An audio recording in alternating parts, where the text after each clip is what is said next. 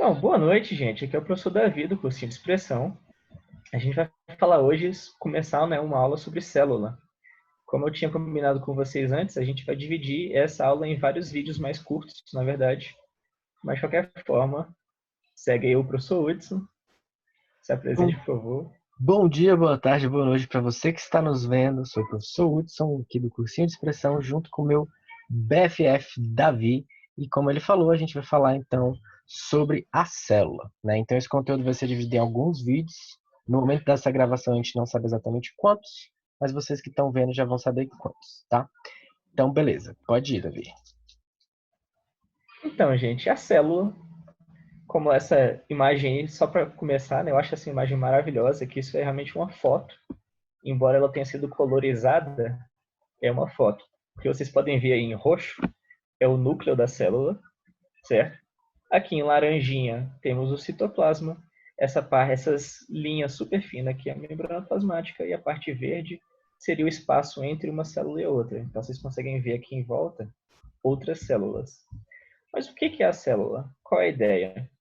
Primeiro eu queria mostrar só uma coisa para vocês, algumas imagens. A gente tem aqui, por exemplo, alguns animais que eu separei para vocês de desenhos da Disney e alguns com a sua versão real, né? Então a gente consegue ver mamíferos, aves, répteis, uma estrela do mar, o Patrick aqui. Todos os personagens do Bob Esponja, na verdade, os principais, tem o Bob Esponja, Lula Molusco, o Gary, seu Siriguejo, Patrick, Sandy, o Plankton, o Rango, tem um tardígrado, que é um bicho maravilhoso, uma arraia, águas vivas, um sapo, um morcego, enfim, animais. Todos eles, seres vivos que você já conhece, alguns vocês não conhecem, mas seres vivos no geral, certo? Eu também tenho, por exemplo, algumas plantas, um ipê, o grande símbolo do cerrado, algumas árvores, um musguinho, uma samambaia clássica, várias flores, vários frutos, sementes, plantas no geral, certo? A gente tem, por exemplo, é, algumas fungos, algumas é, Os algas. algas, O nome fungos, tinha me né? fugido, que absurdo. Cogumelos, Tem né? fungos, Toda uma algas, diversidade de vida aí. cogumelos, orelha de pau. Esse cogumelo super esquisito aqui, mas é um cogumelo, certo? E a gente tem também, por exemplo, alguns seres unicelulares. Você tem bactérias desse lado aqui direito, a gente tem alguns protozoários aqui em cima, do lado esquerdo, a gente tem uma algazinha aqui, a gente tem uma arqueia. De qualquer forma, são todos seres vivos. O que eles têm em comum? O que a gente pode dizer eles têm algumas características em comum, mas qual é a principal? O fato de todos eles terem células. Alguns só têm uma, como dessa imagem, são todos unicelulares, o corpo inteiro desses indivíduos é uma única célula, enquanto todos os outros que eu mostrei, na verdade, o corpo é composto de muitas células, centenas, milhares, trilhões, certo? Mas todos eles têm células. Então, o que é uma célula? Eu coloquei aqui o resumo mais básico, o resumo mais tradicional, a coisa mais simples que eu posso mostrar para vocês, que a célula ela é a unidade básica da vida. Ela é a menor estrutura que a gente tem para considerar um ser vivo. Ele tem que ter ao menos uma célula, certo? A célula, para você ser considerado uma célula, ela tem que ter três características básicas. Ela tem que ter a membrana plasmática, ela tem que ter um citoplasma e ela tem que ter material genético, certo? Isso é importante vocês entendam, tem que ter material genético. Vocês podem ler em algum lugar ou ver na internet que seria membrana plasmática, citoplasma e núcleo, mas isso está errado. Tem algumas células que elas não têm núcleo, e que a gente define elas como os procariotos, são aquelas células que não têm um núcleo, e tem os eucariotos, que são aquelas células que possuem um núcleo, certo? Mas qual que é a ideia? A membrana plasmática, ela controla isso é importante que vocês entendam, a função dela é controlar o que entra e o que sai da célula. Tem muita gente que fala que a membrana protege a célula, mas isso também está errado. A membrana é muito fina, ela é muito frágil, então ela não tem essa capacidade de proteção. Ela, na verdade, ela controla o que está entrando e o que está saindo. A célula precisa se alimentar, a célula no seu metabolismo produz alguma excreta, alguma coisa que ela precisa jogar para fora. Então a função da membrana é essa. O citoplasma é nada mais do que um material gelatinoso que está ali onde tem as coisas da célula, né? O material, os compostos dela, os nutrientes, as coisas dela estão ali. E o material genético é onde tem a informação dela, a informação hereditária, em que ela vai controlar o processo da cérebro. Esse material genético pode ou não estar protegido por um núcleo, certo? Você quer acrescentar algo nessa parte aí, Hudson? Sim. Então, gente, de forma geral, né? Vocês já devem ter visto também que ele sempre fala que a gente é basicamente água, né? Que ali 60, 70% da gente é água. E é justamente por isso que o Davi falou, ó. Essa parte, esse citoplasma, essa geleinha, é quase toda a água que a gente tem no nosso corpo, que a gente, quando a gente considera, a gente está vendo é porque nossas células, a maior parte do citoplasma tem bastante água. É lá que estão as organelas, se for um eucarioto, é lá que vão acontecer as reações químicas, tanto em eucariotos quanto em procariotos. Então, a maior parte do que está acontecendo, o metabolismo está acontecendo ali dentro do citoplasma, que tem bastante água na sua composição. E, destacando de novo isso que o Davi falou, que é muito importante, o que constitui a célula é membrana plasmática, citoplasma e material genético, porque núcleo só vai ter nos eucariotos. Os procariotos, como as bactérias, as arqueias, por aí vai, eles não têm núcleo, tá? Mas tem material genético. Então, galera, quando a gente está falando de célula, a estrutura base dela tem que ser essa. Ela tem a membrana, o citoplasma e o material genético. Mas nessa imagem que eu coloquei para vocês de forma muito simplificada, você vê um quarto nome, que são organela. A organela ela nada mais é do que uma estrutura interna da célula e que elas têm vários tipos de organela. Na verdade, você pode olhar por essa imagem, elas têm formatos diferentes. Tanto que eu coloquei em 3 pontos diferentes organelas. Cada uma tem uma função diferente. Mas também é importante que vocês entendam que essas organelas só existem em eucariotos. Os procariotos não têm elas. Então, eu vou passar para uma imagem para vocês verem como seriam as células de uma forma muito mais complexa. Só um detalhezinho aqui, Diga Davi. lá. Voltam. Aliás, não precisa voltar a imagem, não. Isso que o Davi falou tá certo, mas tem só um parênteses que é nos procariotos existe sim uma organela que é o ribossomo. É verdade. O O que eles ribossomo. não têm são Desculpa, o que eu quis organelas dizer membranosas que a gente vai ver na parte de isso. citoplasma. Então, vocês desculpem. Os eucariotos, os procariotos não têm nenhuma organela com membrana. Essas organelas que estão no desenho, todas elas têm uma membrana que separa ela do citoplasma. Os procariotos têm uma organela, que é o ribossomo, mas esse não tem membrana própria, certo? Na organela. Tudo bem? Então, voltando, nessa imagem, pessoas mais complexa, ela basicamente mostra quase tudo que eu vou falar ao longo desses, provavelmente, 2 próximos vídeos. Você tem ali um núcleo, você tem várias organelas que vocês podem ver, o ribossomo, complexo de Golgi, mitocôndria, lisossomo, retículo plasmático. Você tem o citoesqueleto, que a célula também tem um esqueleto próprio em que ela precisa para manter o seu formato.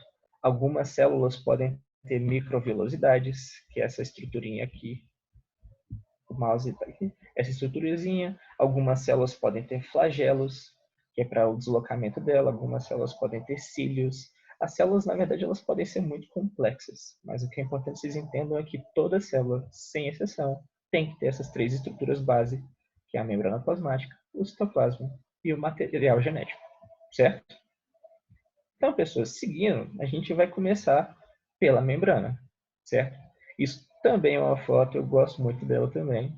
Isso é uma microscopia eletrônica, também colorizada, que a membrana é completamente transparente, mas essa linha roxa que vocês veem no centro da imagem é a membrana plasmática. E aí você consegue ver do lado de cima a parte de dentro da célula e do lado de baixo seria uma parte de fora, entre uma célula e a outra, certo? O que vocês podem ver que eu acho interessante nessa imagem é que a membrana, se vocês perceberem, ela tem essas duas partes mais escuras e no centro uma parte mais clara na imagem, porque a membrana ela é composta de duas partes mesmo. Então, quando eu mostro essas 4 células aí, você tem uma célula vegetal, essa aqui de cima, uma célula de uma bactéria, a célula de um protozoário e uma célula animal. Então, você tem 4 reinos diferentes dos seres vivos aqui. com células completamente diferentes, com muitas características, mas todas elas têm aquelas 3 características, então elas têm uma membrana plasmática. E a membrana plasmática, ela vai ser composta de uma camada dupla de fosfolipídios, certo? Já eu explico mais ou menos a estrutura delas, mas antes é interessante que vocês entendam. Aliás, vamos passar logo. Isso aqui seria uma membrana, um exemplo de uma membrana, não um esquema.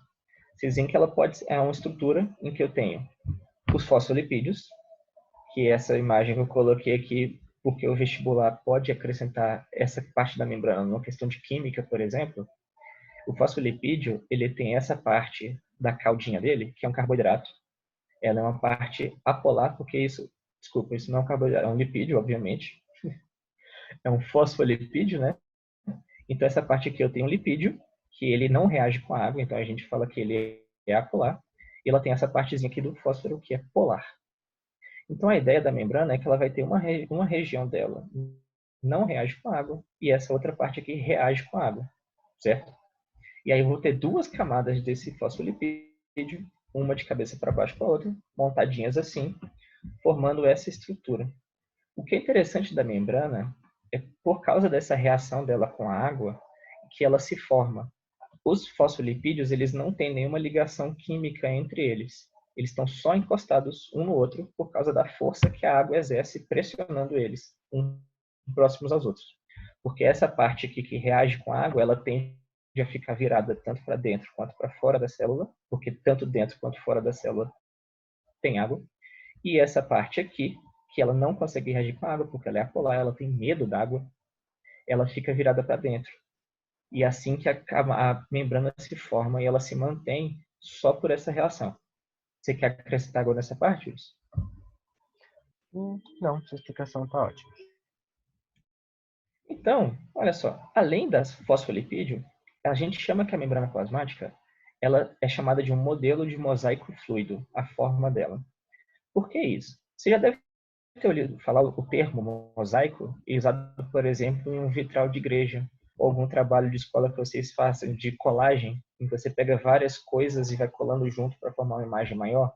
Isso é o que a gente define como mosaico. Quando a gente fala que ele é um mosaico fluido, esse fluido remete a uma coisa mais maleável, uma coisa meio líquida, é porque a membrana ela tem movimento, ela não é fixa. Então, quando a gente fala do mosaico fluido, é porque eu tenho esses fosfolipídios e proteínas. Então, eu vou ter algumas estruturas de proteínas atravessadas na membrana, e como esse fosfolipídio não tem ligação química entre eles, essas proteínas elas vão se movendo, elas vão se deslocando pela membrana, elas estão sempre mudando de posição. Por isso que a gente fala que é um mosaico fluido. Ela é composta de mais de uma estrutura que mantém o seu formato, vai mudando continuamente, certo? E aí a ideia é que essas proteínas é o que vão fazer quase tudo na membrana, é o que faz a membrana exercer a sua função. Porque essas proteínas eu posso separar elas em 4 tipos diferentes. Eu tenho as proteínas de canal, as proteínas carreadoras, as duas funcionam na função de transporte. Eu tenho as proteínas receptoras e as proteínas de reconhecimento, que funcionam exercendo, né, a função de sinal. Como que isso funciona? Como é que é essa ideia? Mas você vai ter, por exemplo, eu coloquei nessa imagem, as proteínas de transporte, certo? Eu tenho as de canal e as carreadoras. Quando ela fala de uma proteína de canal, é que ela tem um formato, por exemplo, de um cilindro. Ela é um cano com espaço aberto que deixa algumas substâncias passarem. Então a ideia é que ela tem o formato dela, ela vai deixar alguma substância específica passar. Então ela vai deixar passar algumas moléculas pequenas, por exemplo, água, alguns íons menorzinhos, eles vão passar livremente pela membrana. Essas coisas, no geral, não é um problema para a célula controlar realmente a quantidade delas, então elas se movem livremente. Uma proteína carreadora, já essa da segunda imagem, é porque ela tem uma capacidade de movimento em que ela funciona como uma catraca. Ela vai conseguir, por exemplo, ela vai regular algumas moléculas. Então, por exemplo, tem uma proteína carreadora de potássio, o íon potássio. Então, ela vai controlar o íon potássio se ele vai estar entrando ou saindo. Ela só vai deixar passar potássio e ele só vai passar quando a célula quiser. Então, ela realmente tem um mecanismo em que ela abre uma portinha O potássio entra, ela fecha essa porta e depois ela abre uma porta para baixo. O potássio passar de um lado para o outro, certo? Então, na proteína de canal, as substâncias passam livremente. Na proteína carreadora, ela controla o que está entrando, o que está saindo de uma forma mais específica. Mas as duas funcionam como transporte. Enquanto isso, a proteína, eu tenho de sinal, quando eu falo sinal, isso é interessante que vocês entendam, é porque a célula ela tem que se comunicar, ela tem que entender, ela tem que perceber o meio à sua volta. Tanto as células em volta dela, quanto outras coisas que estejam em volta dela. Então, essas proteínas são o olho, a boca, os ouvidos da célula. Obviamente, ela não tem esses sentidos, mas a percepção dela, como ela entende o meio à sua volta, é através dessas proteínas. Então, a proteína receptora é quando ela é aquela proteína que ela tem a função de receber sinais. Então, alguma outra célula vai passar um sinal, ela vai enviar, ela vai perceber alguma coisa, por exemplo, uma célula do seu sistema imune. Ela precisa reconhecer uma bactéria. Então, ela está andando pelo meio extracelular, ela está andando por onde ela está ali. E aí, essa proteininha, esse pedacinho da proteína aqui, quando ela encosta em uma bactéria, ela reconhece isso, ela entende esse sinal, ela reconhece isso como alguma coisa e ela tende a grudar naquilo. Então, ela vai ter algum mecanismo que vai fazer essa célula grudar na bactéria, ela vai absorver a bactéria e ingerir. Fale aí, Uds. Daí, por exemplo, quando a gente tem uma infecção viral, né? Vírus geralmente ele é um material genético envolto numa capinha de proteína, né? No modo básico. Ele ainda pode estar envolto numa capinha de lipídio, né? Que é igual ao da membrana. Mas, por exemplo, um vírus que está só a capinha de proteína.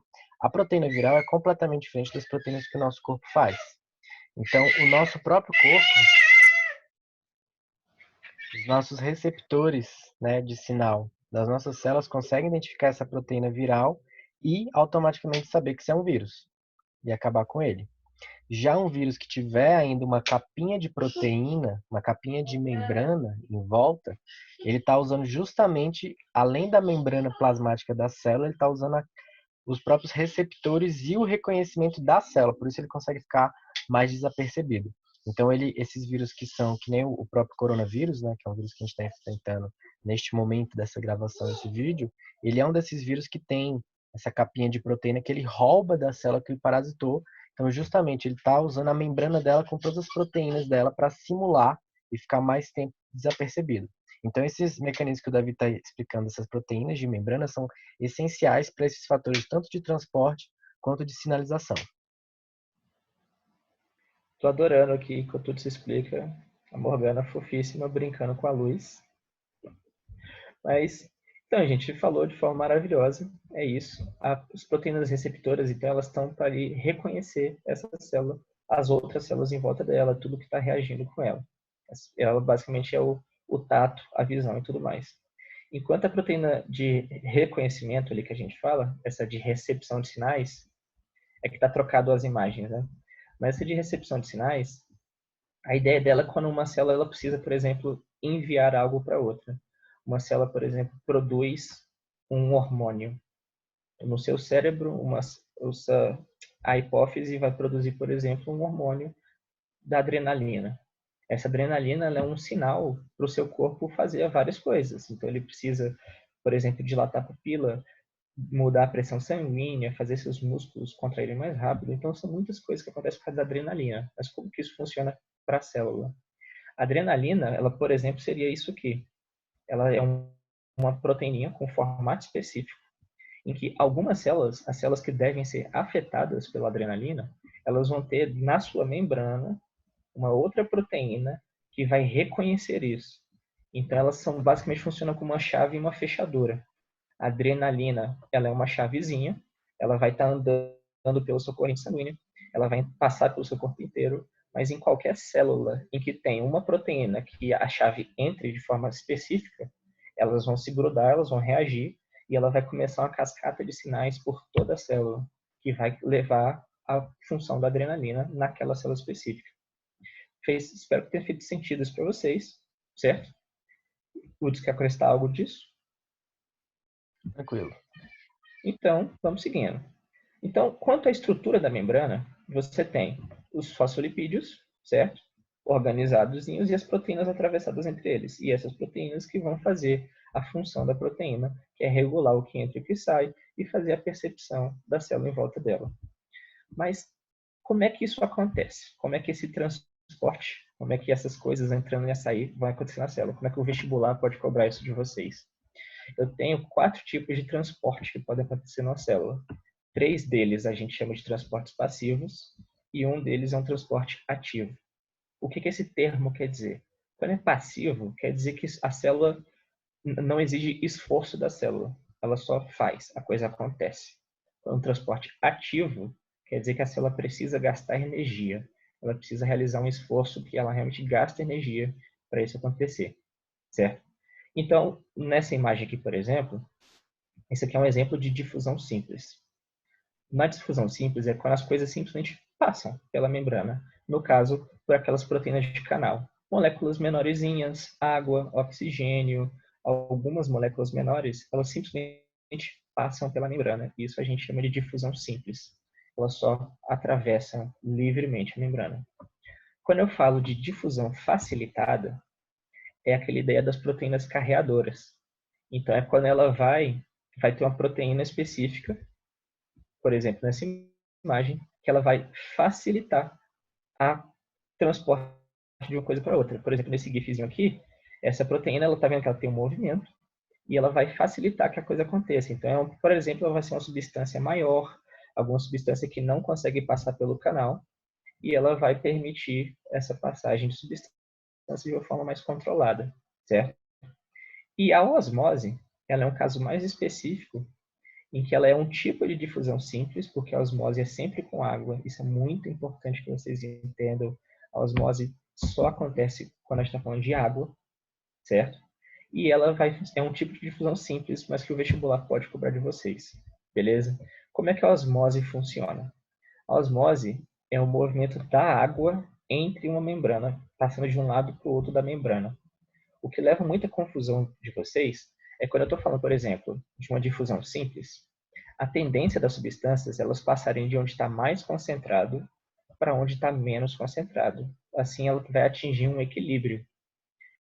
Então, é quando você tem uma diferença de pressão mesmo, uma diferença de pressão, a coisa está muito concentrada de um lado da membrana, ela vai atravessar até que os dois lados da membrana fiquem iguais. Uma difusão simples ou uma difusão facilitada. Diga-os. Um bom exemplo para isso é só você pensar de manhã, metrô lotado. Se você está querendo sair, o metrô está cheio, já está cheio do lado de dentro, e não tem ninguém do lado de fora, às vezes você nem precisa fazer força, a própria galera que está querendo sair acaba te empurrando junto. Isso seria um exemplo de uma difusão facilitada, né? Agora, se você está tentando sair e tem um monte de gente, o metrô está vazio, você está querendo sair, aí tem um monte de gente já na estação querendo entrar, aí você vai ter que gastar energia para sair. Então, isso vai ser um exemplo de um transporte ativo, que é o que a gente vai falar já já, que é quando você tem o gasto de energia, quando você está indo contra o gradiente, contra o fluxo. Tem um monte de gente querendo entrar e só você querendo sair. Então, você vai ter que gastar energia para fazer isso. Agora, se tem um monte de gente saindo junto contigo e tá vazio do lado de fora, às vezes você nem vai, o próprio povo te empurra, né? Então, essa é uma analogiazinha para a gente entender esses dois transportes. Muito boa. Então, galera, qual que é o que um vestibular pode levar muita confusão para vocês usando a osmose, que talvez, se ele for cobrar sobre transporte de substâncias, provavelmente vai ser ou transporte ativo ou osmose. Então, preste atenção. Na difusão, a coisa vai sempre do meio mais concentrado para o menos concentrado, certo? A gente está falando de íons, substâncias. Mas quando a gente fala da água, a osmose mesmo, no caso específico, a água ela é um solvente, a água dissolve as coisas. Então a tendência da água, ela parece que ela está fazendo, na verdade, um movimento contrário. Como assim? Eu tenho aqui nesse exemplo, você tem aqui o meio mais concentrado de solvente, de soluto, no caso, né, de íons, de substâncias, e você tem o menos concentrado de substâncias. É importante que vocês entendam isso. Quando eu falo de concentração, é de substâncias. No vestibular, ele vai falar de soluto, o termo, certo? A água, então, a tendência dela, ela é se mover na direção aonde tem mais soluto, aonde tem mais substâncias. porque ela está tentando dissolver isso, ela quer igualar a concentração. Então, presta atenção, numa difusão simples, as substâncias elas vão passar do lado do mais concentrado para o menos concentrado, para isso que elas fiquem iguais, certo? A água está fazendo, na verdade, a mesma coisa. A água quer chegar no mesma concentração. Ela quer que os dois lados da membrana tenham a mesma concentração.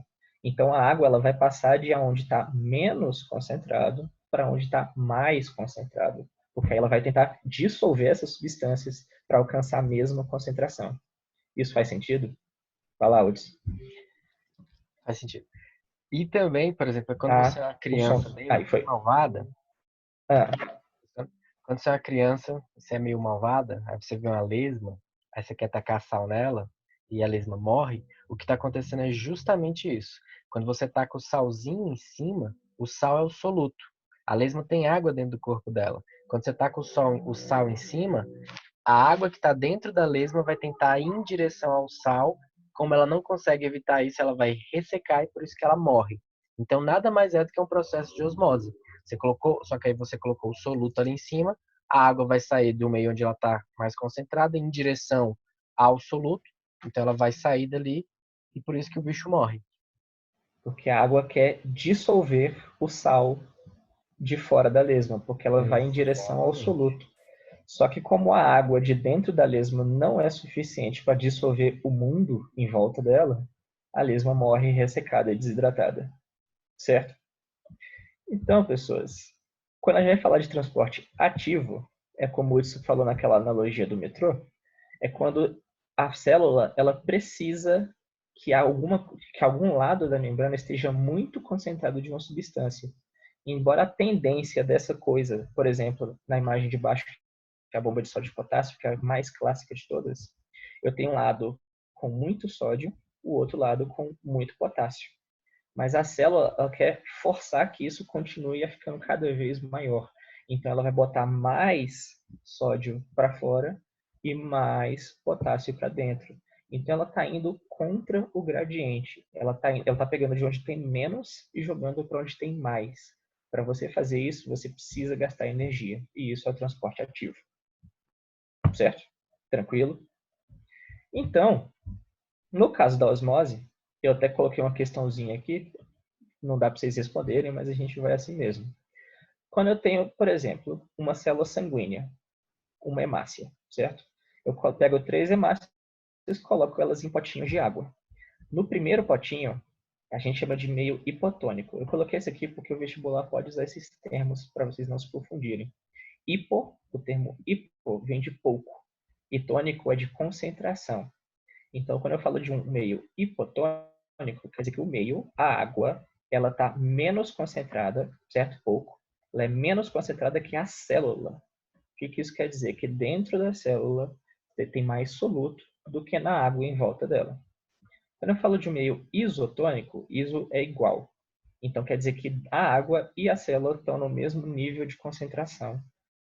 E no meio hipertônico, quer dizer que a água tem mais concentração de solutos do que a célula, certo? Se eu jogo essas células nos 3 potinhos, o que a gente espera que aconteça com a célula? Que é isso aqui. Quando eu jogo no meio hipotônico, isso quer dizer que a célula vai estar mais concentrada que a água.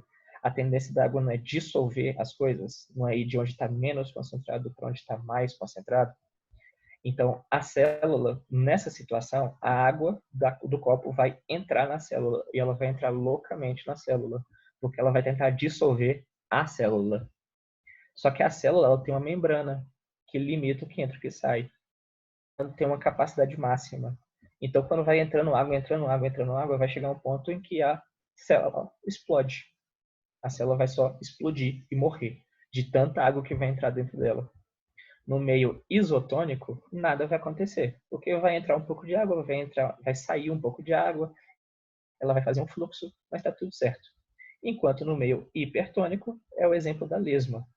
A água, ela está com muito mais soluto, então a água de dentro da célula vai sair dela e ela vai secar e murchar. Diga lá, Udis. Então, é só recapitulando isso que o Davi falou. Então, essa concentração do meio está em relação à quantidade de soluto, a quantidade de sais, de íons e etc. que ele tem. Então, no meio hipotônico, ele tem pouco. Isso quer dizer que quando a hemáciazinha entra em contato com esse meio, né? Quando a gente volta aqui uma imagem, a gente... aí. Então, quando eu coloco essa hemácia aqui, quer dizer que tem mais sais dentro dela do que nesse meio. Então, o que vai acontecer? A gente não acabou de explicar que a osmose a água vai tentar dissolver as coisas? Se tem mais sais dentro da célula do que no próprio meio que ela está, então a água vai querer entrar dentro da célula. Consequência, a célula vai inchar e vai explodir, como o Davi falou. No meio isotônico, quer dizer que a concentração é igual, tanto para a célula quanto para o ambiente. Então, vai entrar água, mas também vai sair água, está tudo concentrado bonitinho. E no caso do meio hipertônico, quer dizer que tem muito mais concentração de soluto do lado de fora do que do lado de dentro da célula. Isso quer dizer que ele vai roubar a água da célula e é o que vai acontecer com a hemácia aí, que vai murchar, porque ela vai perder a água. E isso acontece porque as nossas células, a célula animal, ela é, como o Davi falou, tem só a membraninha plasmática. E ela não é uma proteção, ela é uma membrana, é uma barreirinha, né, que ela impede algumas coisas, mas ela não tem esse controle todo. Água é uma das coisas que tem canal livre, que entra e sai livremente. Então, se você coloca uma célula sua no meio hipertônico, vai acontecer isso, né? Outros células podem ter outras adaptações, mas é por isso que, inclusive, o nosso sangue ele é um meio isotônico, para tentar manter essa estabilidade, para a nossa hemácia ficar sempre nessa forminha bonitinha aí. Certo? Então, galera, espero que vocês tenham entendido isso. A osmose é um conteúdo que pode cair no vestibular e ele tende... Na real, é simples, mas ele pode usar esses peguinhos de palavra, tentar te confundir com o uso das palavras. Então, é só vocês lembrarem, quando ela fala de meio, é realmente o meio, é onde a célula está. Então, é o líquido onde ela está, não é a célula. Então, se o meio é hipotônico, quer dizer que o meio tem menos concentração do que a célula. Beleza? Então, seguindo, pessoas, esse aqui é só um outro exemplo, que quando a Uds falou, uma célula animal, ela tem só a sua membrana, mas uma célula vegetal, ela tem uma segunda camada, que é a parede celular. A parede celular já é uma camada rígida, que protege a célula. Daqui a pouco a gente vai falar em mais detalhes disso.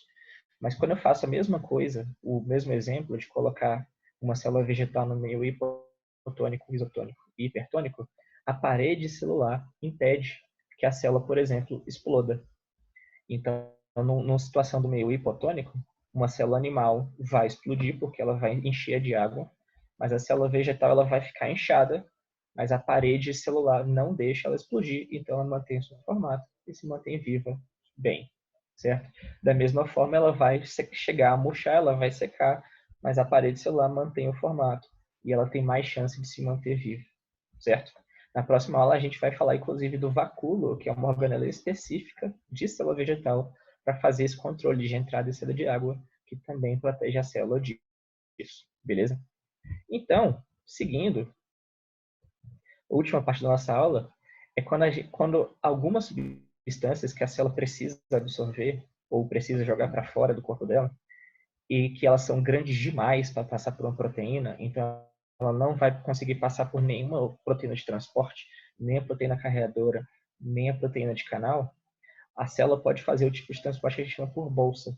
Então a membrana que é fluida, lembrem-se disso, a membrana tem movimento, então a membrana ela pode fazer uma bolsinha. Isso aqui é um exemplo de pinocitose, que a gente chama. O vestibular talvez possa cobrar isso para vocês. A pinocitose é quando a substância que a célula quer absorver, ela encosta na membrana, a membrana invagina, que é um termo que a gente usa, certo? Ela se dobra para dentro, então ela vai só se dobrando para dentro, se dobrando para dentro e forma essa vesiculinha, assim como o GIF está mostrando. A substância que está encostada ali acaba indo para dentro da célula, dentro dessa bolsa, certo? Então a membrana afunda, tá puxando essa coisa para dentro dela. Já numa fagocitose, que é esse segundo exemplo, a membrana ela se estica, ela se prolonga, ela envolve a substância e aí depois ela puxa para dentro da célula. Nesse exemplo aqui, por exemplo, uma ameba, que é um protozoário, ela faz dois prolongamentos da membrana dela, envolve a substância que ela quer absorver e engole isso. Isso é feito, por exemplo, por uma célula do seu sistema imune. A célula de defesa, Aqui é uma célula de defesa e esses pontinhos pretos são bactérias. Veja esse GIF, ela realmente se desloca, ela vai englobando as bactériazinhas, absorvendo elas, botando para dentro dela e devorando todas e degradando elas, certo? Isso é uma fagocitose. Os dois exemplos, se o vestibular cobrar isso para vocês, porque ele gosta de nomes mais difíceis, esses dois exemplos são nomes de endocitose. Que endo, dentro, beleza? Citose, a célula está absorvendo.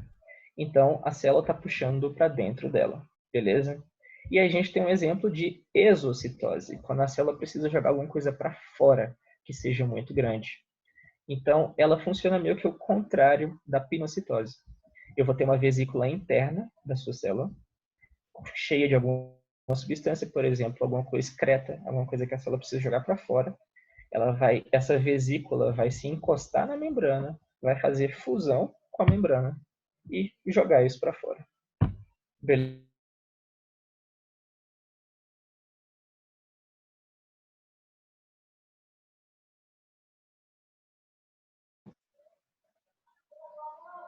Davi? Foi. Pronto. Aí, diga. Não, eu só tô vendo. Então, seguindo, pessoas, última parte nossa, que seria a parte externa da membrana. As nossas células, de todos os seres vivos, na verdade, porque a membrana plasmática não serve como proteção, as células precisam também de uma proteção.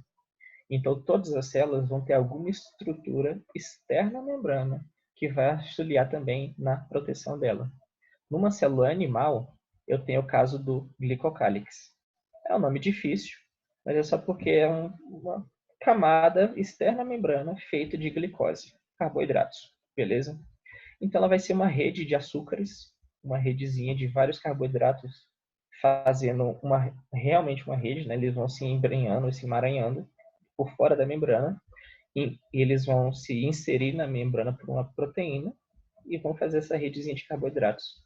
Elas funcionam como proteção, mas ela fornece pouca proteção. A célula animal é que tem a menor tipo de proteção própria, né?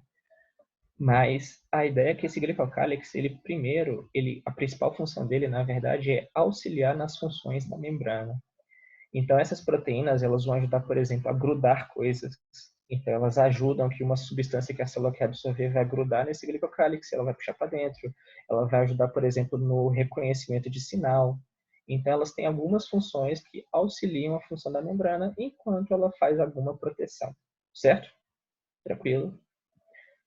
Já, isso aqui é uma microscopia, porque eu acho que a tecnologia hoje é tão legal, tem umas fotos tão boas. Você tem aqui a membrana plasmática com seus fosfolipídios, as proteínas atravessadas, e você tem aqui o glicocálix. É só uma rede de carboidratozinhos que estão ali emaranhados, certo? Fora, quando eu falo de uma célula, por exemplo, saindo de células animais, e eu vou, por exemplo, para uma bactéria, a bactéria também tem uma membrana plasmática e por fora dela ela vai ter uma parede celular. E a gente chama de parede celular bacteriana, porque ela tem uma estrutura completamente diferente do que a parede celular vegetal, certo? A parede celular bacteriana, ela pode ser de dois tipos. A gente chama de bactérias gram-positiva, aquela que tem a parede mais simples. Então, por fora, aqui está a membrana plasmática. Por fora da membrana plasmática, eu tenho uma parede feita exclusivamente de uma proteína chamada peptídeo-glicano. Esse peptídeo-glicano é uma proteína que só existe em bactérias. E isso é muito interessante para a gente, porque quando uma bactéria gram-positiva, que tem essa parede, entra no nosso corpo, é muito mais fácil do nosso corpo olhar para isso e reconhecer como, pô, isso aqui não é um negócio daqui. Isso não existe aqui. Então, ela reconhece mais fácil e consegue combater essa bactéria. Num geral, poucas bactérias gram-positivas causam doenças em humanos. Enquanto isso, tem algumas outras bactérias que ela tem essa parede aqui, mais complexa. Eu tenho aqui a membrana plasmática, certo?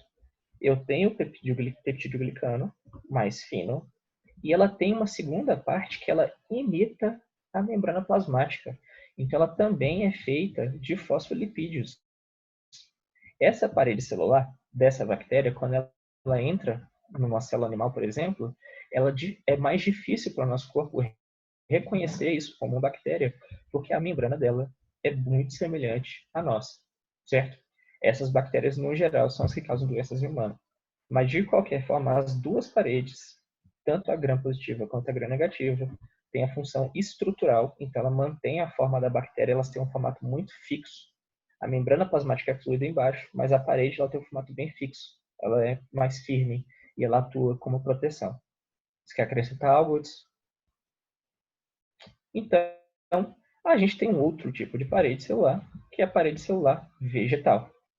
Essa parede, ela funciona como um esqueleto das plantas. Ela tem uma estrutura muito diferente, que na verdade, se vocês for fazer uma comparação, seria, por exemplo, a estrutura de uma casa, de um prédio. Ela realmente vão ter algumas proteínas na vertical, formando como estrutura base, e algumas outras proteínas que vão atravessar lateralmente, assim, perpendicular, formando realmente uma estrutura muito firme, muito rígida. Essa estrutura, ela é tão rígida que é ela que permite que as plantas, por exemplo, uma árvore, cresça a 50 metros de altura. Lembrando que uma planta não tem um esqueleto real, certo? Mas cada célula tem um esqueletinho próprio, extremamente rígido, e isso vão se encaixando como pecinhas de Lego e mantendo a estrutura da planta inteira. Só que essa parede ela é tão rígida que ela não deixa com que coisas passem por ela. Então, para uma célula vegetal se comunicar com outras células, elas têm alguns espaços na parede celular. A parede celular das células vegetais tem buraquinhos, que a gente chama de plasmodesmos, e esses buraquinhos são feitos para comunicação entre as células que estão encostando umas nas outras, certo? Então, pessoas, é isso que a gente tem por hoje. Você quer acrescentar algo? Não, só fazer uma observação de que quando você come milho, a capinha do milho, aquela parte amarela, né?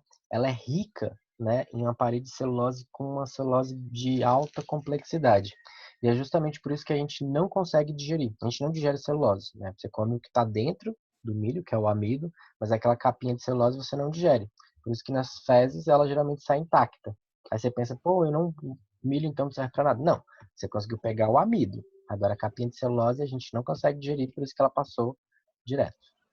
Contanto que você mastigue direito.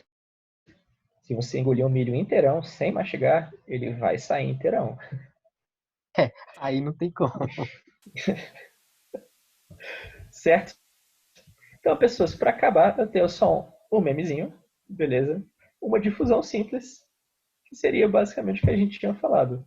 O gatinho aqui, ele está só saindo de um lugar mais concentrado para o menos concentrado, para igualar os dois lados. Beleza? Exatamente. Então, a gente fica por aqui. O vídeo ficou um pouco mais longo do que a gente queria, mas eu espero que tenha sido claro e instrutivo para vocês. Beleza? No Beleza? próximo vídeo, a gente segue com o citoplasma. Então, galera, é isso então. Valeu, falou. Até o próximo vídeo. Até mais.